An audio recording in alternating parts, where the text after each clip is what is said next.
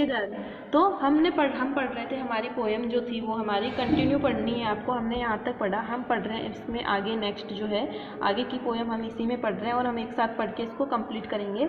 Sir it was all one, it was all one means कि वो सबके लिए एक जैसी ही हुआ करती थी। ठीक है,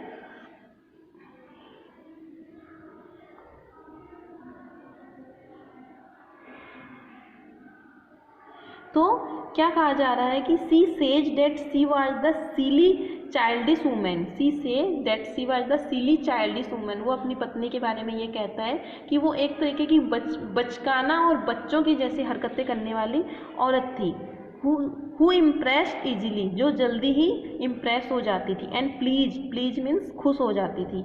who treat all favours like with a smile everywhere. ठीक है, एवरीवेयर मीन्स एवरीवन, सभी को वो हंस के और प्रसन्नता के साथ में उनको बात किया करती थी। तो जिस तरीके का उसका नेचर था रानी का, उस नेचर से राजा को क्या थी, प्रॉब्लम थी। ठीक है, राजा को सबसे ज़्यादा प्रॉब्लम थी, क्योंकि राजा सोचता था कि रानी होने के नाते आपका नेचर ऐसा होना चाहिए, प्राउडी होना चाहिए और थोड़ा ईगो एटीट्यूड में होना चाहिए, सबसे बात करना नहीं चाहिए, मतलब एक अपना एक अलग रुतबा होना चाहिए। लेकिन रानी का नेचर ऐसा नहीं था। तो आगे क्या पढ़ रहे हैं, the duke was annoyed with the duchess because she did not feel thankful to him for the honour he bestowed on her by marrying her. ठीक है, तो क्या लिखा जा रहा है, आगे हम पढ़ रहे हैं। Sir it was all one, वो सबके साथ एक जैसी थी। My favour at her best, the dropping of the daylight in the west, the brout of cherries some officious fool broke in the orchard, her the wild mule she rode with round the terrace, all and each would drop from her like a approaching speech or blush or list। ठीक है, आपके जो explanations है book में वो इसी तरीके से यहाँ से यहाँ तक है, तो आप इसी तरीके से एक एक लाइन का एक्सप्लेनेशन पढ़ोगे तो आपको समझ में आ जाएगा। तो अब क्या, the duke was annoyed with, annoyed means होता है क्रोध होना, गुस्से में। अब वो बोल रहा है, ये चीज़ जो है वो क्या बोल रहा है, गुस्से में बोल रहा है और ये कहना चाह रहा है कि उसके लिए आभारी नहीं था। माई favour at her breast means की दया, ब्रेस्ट मीन्स होता है दया, मेरे दिल में उसके लिए दया नहीं थी, मेरा उसके प्रति कोई फेवर नहीं था। बिकॉज, क्यों नहीं था, क्योंकि उसको लगता था कि वह उसके सम्मुख भी मुस्कुराती थी। The dropping of the daylight in the west, the boat of cherries some officious fool, और वह दोनों एक समान मुस्कुराहट देती थी। मीन्स कि उसको ऐसे लगता था कि अपने पति के लिए एक अलग स्माइल होनी चाहिए और दूसरे लोगों के साथ एक अलग व्यवहार होना चाहिए। लेकिन रानी का जो व्यवहार था वो सेम था, वो उसके हस्बैंड के लिए भी वैसा ही था एंड अदर पर्सन्स के लिए भी ऐसा ही था। तो इस बात से राजा जो है वो चिढ़ता था। राजा को जो प्रॉब्लम होती थी कि मैं उसका हस्बैंड हूँ, मैं राजा हूँ, तो मेरे साथ उसका व्यवहार अलग होना चाहिए और अदर पर्सन से उनके साथ उनका व्यवहार अच्छा होना चाहिए, अलग होना चाहिए। लेकिन उसका ऐसा नहीं था, तो इस वजह से उसको उस पर दया नहीं आती थी और वो उससे नाराज रहता था। तो he bought of cherries, cherries means यहाँ पे लिया गया है जैसे कुछ उपहार या भेंट हम करते हैं तो वो किसी को भी कुछ देती थी। बॉट मीन्स देना, बाई से बॉट हुआ है। तो चेरीज सम ऑफिशियस फूल, फूल मीन्स मूर्ख। तो इस तरीके से वो किसी को भी कुछ उपहार या भेंट देती थी तो वो एक मतलब मुस्कुराती थी, तो उसको वो बेवकूफ़ लगती थी। वहाँ पे वो दोनों को एक समान मुस्कुराहट देती थी, चाहे वो उसका पति हो या कोई गैर आदमी हो। तो इस प्रकार वह ड्यूक और दूसरे आदमियों को एक ही समान नज़र से देखती थी। तो उसके द्वारा प्रदान किया गया इस तरीके का सम्मान दूसरे किसी उपहार के सम्मान कैसे मानती थी। तो कोई जरा सी भी एहसान करता तो डचेस जो है उसके प्रति लोगों को धन्यवाद देती थी। She road with round the terrace, all and each would draw from her like the approaching speech और ब्लस्ट एट लीस्ट। तो क्या कहना चाह रहा है कि अगर वो उसको कोई थोड़ा भी मतलब अच्छे से बात करता था या अच्छे से उसकी तरफ आता था तो वो सबको सम्मान की नज़र से देखती थी। इससे ड्यूक उससे नाराज़ तो नहीं होता था पर उसके व्यवहार पे वो खुश भी नहीं था। तो अपनी रानी से वो खुश नहीं था। अन्य लोगों के प्रति आभार की भावनाओं पर उसको कोई प्रभाव नहीं पड़ता था। ड्यूक और लोगों के प्रति उसका व्यवहार न तो समझता था और न ही उसकी प्रशंसा करता था। She thanked the man, good but thanked somehow, वो बोल रहा है कि वो उन लोगों को धन्यवाद देती थी कि अच्छा, बट थैंक समहाउ कि वो ऐसा कैसे कर सकती थी। आई नो नॉट हाउ, मैं नहीं जानता सर कि वो ऐसा कैसे करती थी। And if she ranked my gift of 900 years old name, 900 years old name means पुराना, जो हम क्या बोल सकते हैं इस चीज को, वैभव, पारिवारिक वैभव। ऐसे बोलते हैं ना 500 साल से घर की परंपरा चलती आ रही है, 100 सालों से हमारे घर में ऐसे चलता आ रहा है। तो वो बोल रहा था कि 900 साल से मेरे घर की जो नाम था, मेरे घर का जो वो अभिमान था, उस सब चीज़ों को उसने क्या किया, मिट्टी में मिला दिया। तो पारिवारिक वैभव, ठीक है। My gift of my if she ranked, तो ड्यूक इस बात से कुछ न कहता कि डचेज हर मामूली आदमी को हंस के बात करती थी, किंतु उसके आत्माभिमान को उस समय ठेस लगती थी जब उसने 900 साल के पारिवारिक वैभव को मिट्टी में मिला दिया। मीन्स कि लोग सब इस तरीके की बात बनाते थे कि रानी तो इतनी सिंपल है, रानी के अंदर बिल्कुल भी घमंड नहीं है, रानी सबको एक जैसे देखती है। तो राजा को लगता था कि इससे उसके परिवार की क्या हो रही है, वो उसके परिवार का जो प्राउड है, जो घमंड है, वो कम हो रहा है, ठीक है। तो उसको ऐसा लगता था। विथ एनीबॉडीज गिफ्ट, कोई भी उसको जो गिफ्ट देता था तो उसके लिए यह कार्य निंदनीय लगता था। वह अपनी पत्नी से इस बात करने की सोच ही नहीं सकता था, क्योंकि इस दिशा में सोचना भी गरिमा को, उसकी जो प्राउडनेस जो थी, वो उसको ऐसा लगता था कि मैं अपनी वाइफ से अगर इस मैटर पे बात भी करूँगा तो उसको ऐसा लगता था कि मैं छोटा हो जाऊँगा। इट मीन्स कि उसको प्राउडी नेचर था, तो उसको ये ठीक ही नहीं लगता था कि अपनी वाइफ से वो बात करे इस मैटर पे।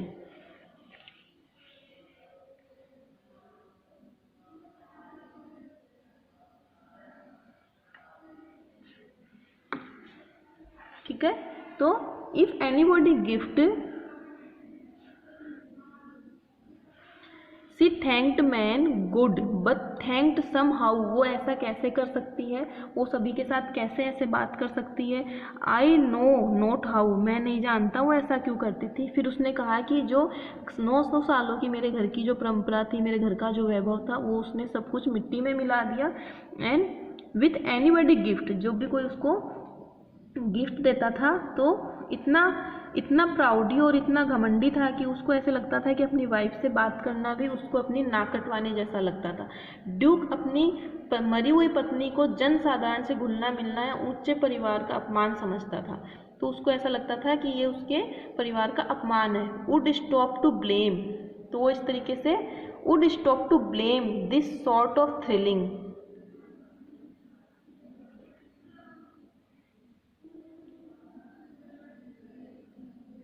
ठीक है।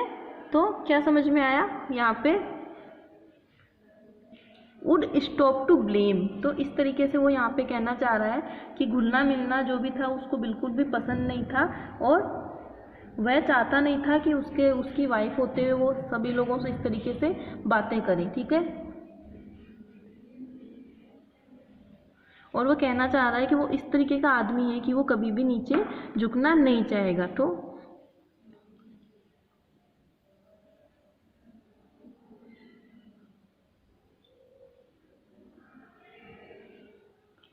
तो क्या हम पढ़ रहे थे, हाँ, would stop to blame this sort of thrilling even had you skill in speech which I have not. Which I have not means कि मैं ये नहीं करना चाहता था, मीन्स कि मैं उसको कुछ भी नहीं कहना चाहता था, मैं उसको कुछ भी नहीं समझाना चाहता था।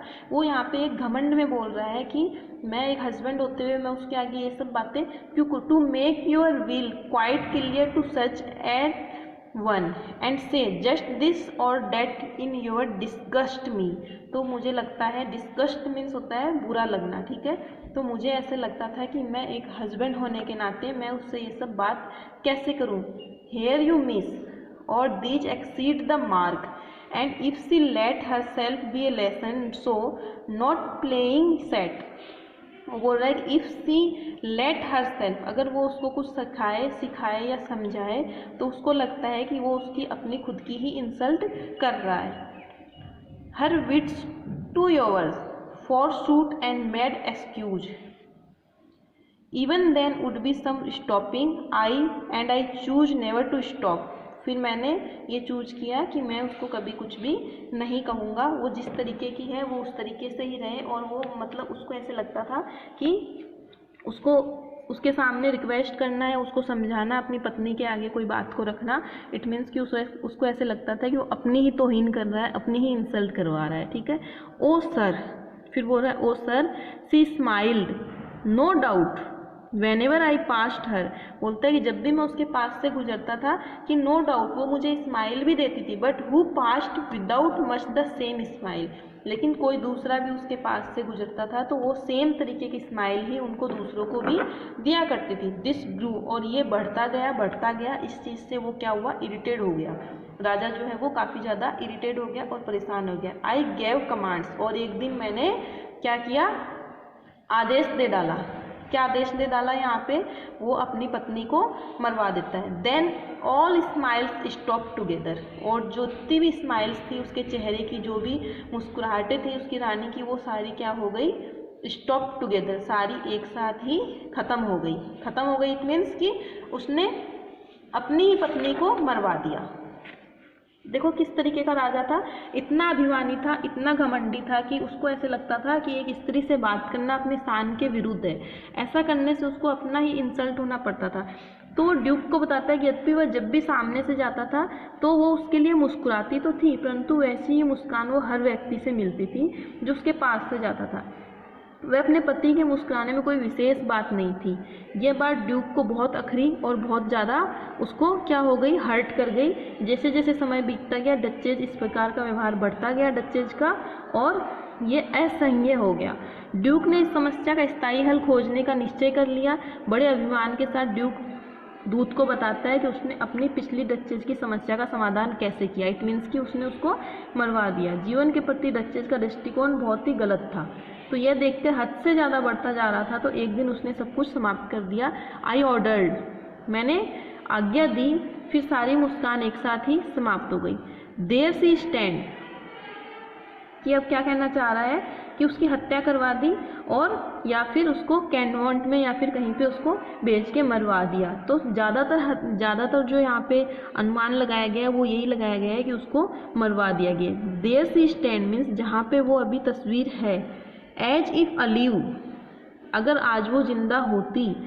Will it please you rise, will it please you rise, it means here the poet say that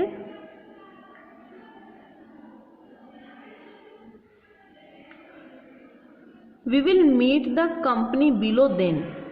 और इस तरीके की वो बातें करते हुए क्या करते हैं, वहाँ से नीचे की तरफ चले जाते हैं। आई रिपीट, वो बोलता है, मैं फिर से दोहरा रहा हूँ ये बात कि the count your master's known munificence is ample warrant that no just pretence of mine of dowry, dowry means होता है दहेज, will be disallowed though his fair daughter's self, fair daughters means जो काउंट की बेटी है उसके लिए।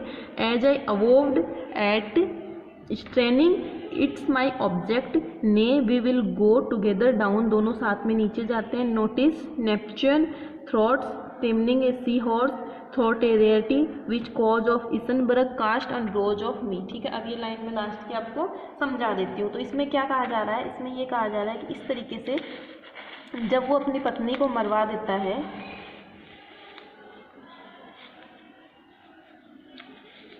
तो अपनी पत्नी को मरवाने के बाद में वो ड्यूक को ये बतलाना चाह रहा है, डोरी मीन्स होता है दहेज, दहेज के रूप में वो एक तरीके से उसने अपनी बात भी रख दी और वो ये कहना चाह रहा है कि अब आप सोच लो कि मैं आपकी बेटी से शादी करने वाला हूँ। इट मीन्स कि वो इनडायरेक्टली बताना चाह रहा है कि मेरी पत्नी का नेचर ऐसा था इसलिए मैंने उसको मरवा दिया। तो वो काउंट को ये बताना चाह रहा है कि तुम्हारी बेटी को अब किस तरीके से रहना है वो तुम अभी सोच लो। और इसके बाद में वो ड्योरी मीन्स होता है जो दहेज में वो जो मांग रहा है, दहेज में वो ये मांग रहा है कि उसको ऐसी पत्नी चाहिए जैसे कि वो बिल्कुल ही उसके इशारों पे नाचती हो या उसके इशारों के अकॉर्डिंग वो बात करती हो। ठीक है, तो इस कारण दहेज के रूप में उसने जो भी मांग की वह निश्चय ही पूरी हो जाएगी। तो उसको लगा कि उसने वो तस्वीर दिखाते हुए उसने इस तरीके की जो बातें करी हैं उस बातों से उसने ये रियलाइज़ करवा दिया है कि कि ये स्पष्ट रूप से समझा देता है ताकि उसे गलत न समझ लिया जाए। वो उस दूत को समझाता है कि इतना सब होते हुए भी उसका सर्वाधिक ध्यान एक महत्व काउंट की सुंदर लड़की के प्रति ही है। फिर वह दहेज की बात केवल काउंट की उदारता भावना दिखाने के कारण ही कर रहा था। फिर वो लोग नीचे चले जाते हैं। नीचे जाते टाइम पे जब रास्ते में एक कांसे की बनी हुई मूर्ति के ऊपर ध्यान केंद्रित करता है और बताता है कि ये समुद्र का देवता है, नेपच्यून है, नेपच्यून की मूर्ति है। वो उस दूत से कहता है कि समुद्र के देवता नेपच्यून के रूप में ये कांसे की मूर्ति ईसनब्रुक के क्लोज ने ड्यूक के लिए बनवाई थी। ईसनब्रुक के क्लोज ने ड्यूक के लिए वो मूर्ति बनवाई थी। ड्यूक चाहता है कि उसे विवाह में जो भी धन मिले वह काउंट के महत्व से बड़कपन के अनुरूप हो। ठीक है, तो और ये बात यहाँ पे रॉबर्ट ब्राउनिंग ने पहले ही स्पष्ट कर दी है कि जो उसको ये क्या चाहिए था, उसको चाहिए था कि जो शादी जो है वो एक तरीके से सौदा करना चाहता है। ठीक है, वो कोई प्रेम का स्थान नहीं है, उसमें कोई प्यार नहीं है। वो सिर्फ ये चाहता है कि उसको ऐसी पत्नी चाहिए जो उसके व्यवहार के अकॉर्डिंग चले और उसके व्यवहार के अकॉर्डिंग रहे। और इस वजह से उसने अपनी पहली पत्नी की हत्या करवा दी ताकि वो उसके अकॉर्डिंग नहीं थी और वो एक अलग सॉफ्ट नेचर की थी। तो शायद उसके लिए वैसा ही भाग्य इंतजार कर रहा होगा। तो इस तरीके से ये पोएम है। तो इस पोएम के अंदर बहुत ही सुंदर तरीके से जो दिखाया गया है वो क्या दिखाया गया है कि किस तरीके से ड्यूक ने अपनी बातें रखी है। इसकी जो समरी है, मैं समरी आप पढ़ोगे तो आपको पूरी समझ में आ जाएगी। एंड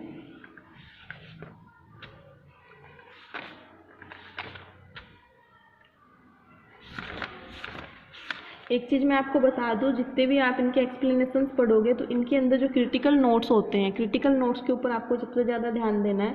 जैसे कि इसके अंदर है word my donate an attitude of prosperity sheaf. Duke का जो नेचर है वो कैसा है, वो कैसा दिखाया गया है इसके अंदर, एटीट्यूड और प्राउड नेचर का दिखाया गया है। ठीक है, duke appreciate his wife's portrait. Portrait means होती है तस्वीर। As we learn later he did not like the qualities. जिस तरीके की क्वालिटीज़ उसमें है वो उसको पसंद नहीं आती है। तो मैं इस पोएम के जो पॉइंट्स हैं मैं वो आपको बना के सेंड कर दूंगी ताकि आप इस पोएम को पढ़ो। और एक दिन दे रही हूँ आपको इस पोएम को पढ़ने को और इसके नोट्स बनाने को। ठीक है, इट्स ए इमेजिनरी आर्टिस्ट। ठीक है, फरा पेडोल्फ जो है वो क्या है, एक इमेजिनरी आर्टिस्ट है।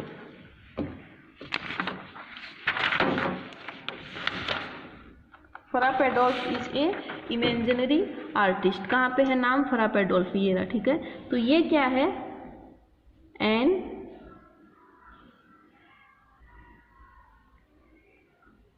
आर्टिस्ट, एक काल्पनिक आर्टिस्ट का नाम लिया गया है। ठीक है, वैसे फरा मीन्स होता है ब्रदर का। ठीक है, तो ड्यूक का नेचर मैंने बता दिया आपको किस तरीके का है। एंड मैं इसके सामने लिखती जाऊंगी इनकी जो है इटालियन ड्यूक है, ये मैंने आपको बता दिया है। Puts by full acid possessive in indicate. ठीक है, यहाँ पे जो वर्ड लिया गया पुट्स बाई मीन्स हटाना। ठीक है, यहाँ पे पॉजेसिव नेचर दिखाया गया है, पॉजेसिवनेस दिखाया गया है कि अपना एक घमंडी नेचर दिखाया गया है। तो इस तरीके से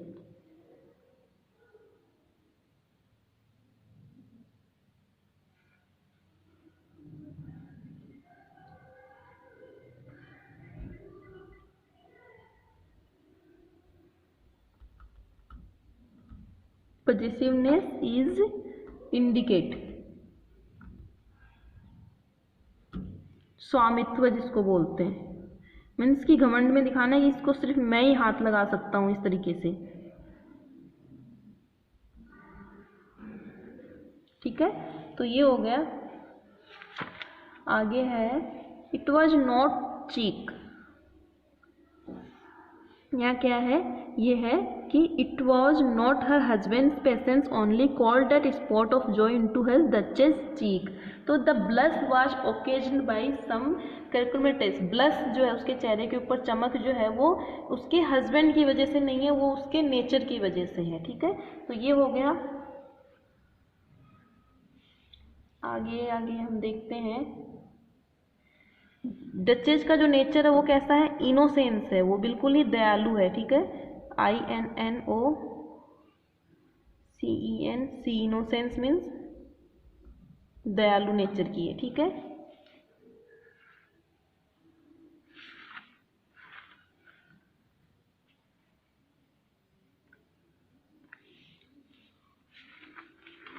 जब ये पढ़ोगे तो इसमें आपको काफ़ी चीज़ें दिख जाएगी, ठीक है।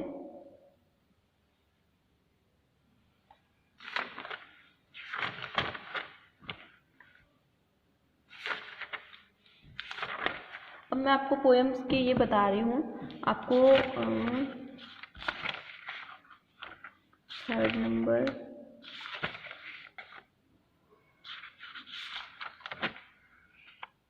4 नंबर का जो ये क्वेश्चन है आपका, ये पढ़ लेना एक बार आप, ठीक है। इसमें ये वाला पढ़ लेना 4th नंबर पे।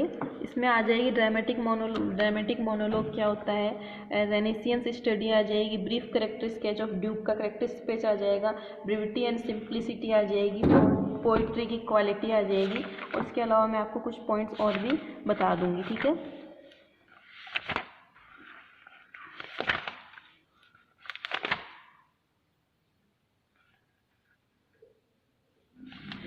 एक ड्यूक का करेक्टर स्केच बना लेना इसमें।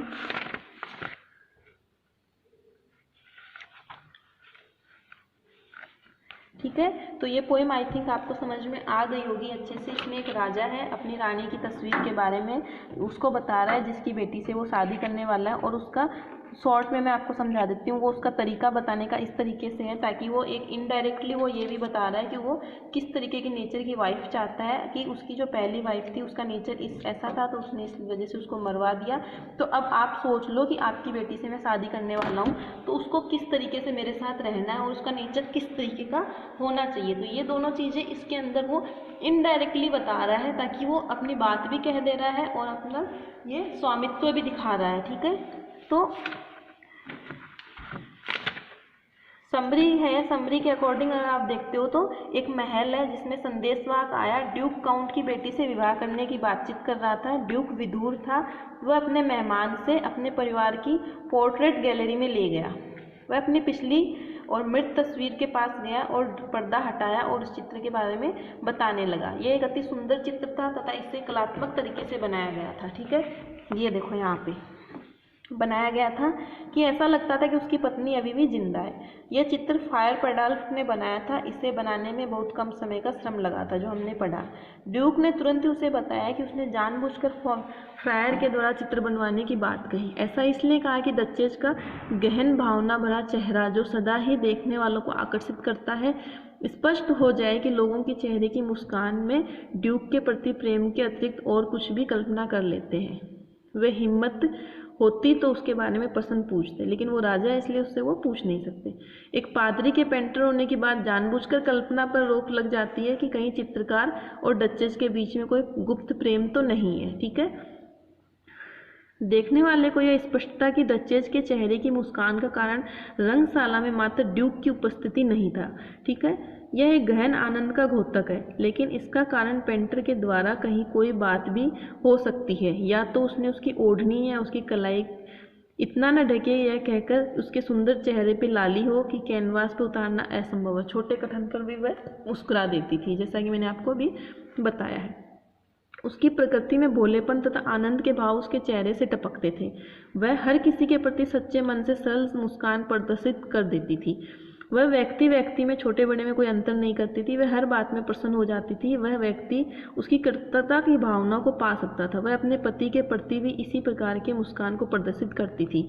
समझ में आ रहा है? जब वह अपने प्रति कोई बड़ा कार्य करता था, इसी प्रकार की मुस्कान वह उसे बेवकूफ़ नौकरों के प्रति भी प्रकट कर देती थी। तो उसे फूल या चेरी की डाल भेंट करते थे, जो अभी आया था ना चेरी वगैरह, उसमें हमने पढ़ा था। सूर्यास्त का सुंदर दृश्य या सफ़ेद टट्टू जिस पर वह बैठती थी, उसके प्रति भी वह मुस्कुरा देती थी। ड्यूक को उसके इस प्रकार के व्यवहार से यह लगता था कि वह उसके प्रति तथा छोटे लोगों के प्रति समान रूप से कृतज्ञता प्रदर्शित करती है। उसके लिए एक छोटी सी महत्वहीन भेंट और 900 वर्षों के इतिहास वाला उसका कुल नाम समान महत्व की थी, ठीक है। उसके आचरण से उसको घृणा हो गई और क्रोध आ गया। इस बात की शान के विरुद्ध था कि उसकी इस बात की शिकायत करता। वह उसे इसके लिए डांट सकता था तथा उसकी गलती सुधार सकता था। शायद वह बड़ी खुशी से उस बात को मान भी लेती, लेकिन उसने समझाया ही नहीं। लेकिन इसका मतलब यह था कि वह अपनी शान और महत्ता को कम कर दे। उसका व्यवहार निरंतर घृणास्पद होता गया, इसलिए उसने सही कार्य करने का निश्चय कर लिया। उसने आवश्यक निर्देश दिए और फिर उसकी मुस्कान सदा के लिए समाप्त हो गई। ऐसी अवस्था में पहुंचा दिया जहाँ से उसका न तो अपमान कर सकती थी और न ही चिंतन कर सकती थी। स्पष्ट शब्दों में उसने उसको मरवा दिया। ठीक है, कैसा राजा था कि उसने उसको मरवा ही दिया। देखो, इस प्रकार अपनी पिछली डचेस की कहानी कहने के बाद ड्यूक अपने बातें बताने लगता है। पहली बात तो शादी में दहेज की थी, जो उसकी होने वाली पत्नी अपने साथ लाएगी। उसने आशा प्रकट की कि वह काफ़ी होगी क्योंकि उसकी होने वाली पत्नी के पिता इतने धनवान काउंट है। पर फिर भी उसके आकर्षण का मुख्य कारण काउंट की बेटी का सौंदर्य न कि धन जो वह अपने साथ लाएगी। मीन्स को बहुत बातों को घुमा के करने वाला था, जो अपनी बातें कह भी देता था और बातों को घुमा भी देता था। यह कहकर वह अपने मेहमान को नीचे ले गया, असावधानी का दिखावा करते हुए कि उसे यह लगे कि वह सहज होकर यह बात बता रहा है। उसने ब्रोंज मूर्ति की ओर इशारा किया और ईश्वर के देवता नेपच्यून की थी। इसमें देवता एक समुद्री घोड़े को संभाल रहा था। तो ठीक है, तो इस तरीके से आप लोगों को समझ में आ गई होगी पूरी ये स्टोरी टाइप की ये पोएम है। और इसके पॉइंट्स मैं आपको बना के भेज दूंगी ताकि आप लोग जल्दी से इसको पोएम को पढ़ो और थोड़ी सी अपनी पढ़ाई की स्पीड बढ़ा लो, क्योंकि हमें कोर्स कंप्लीट करना है। अगर हमारा कोर्स कंप्लीट नहीं होगा तो एग्ज़ाम में हम फिर कैसे करेंगे, इसलिए मैं थोड़ा सा अब स्पीड कर रही हूँ पढ़ाई में, ताकि आप लोग भी अपनी स्पीड को साथ साथ में लेके चलो। ठीक है, ओके बच्चों, एंड थैंक यू। पोएम को अच्छे से पढ़ लेना और समझ लेना।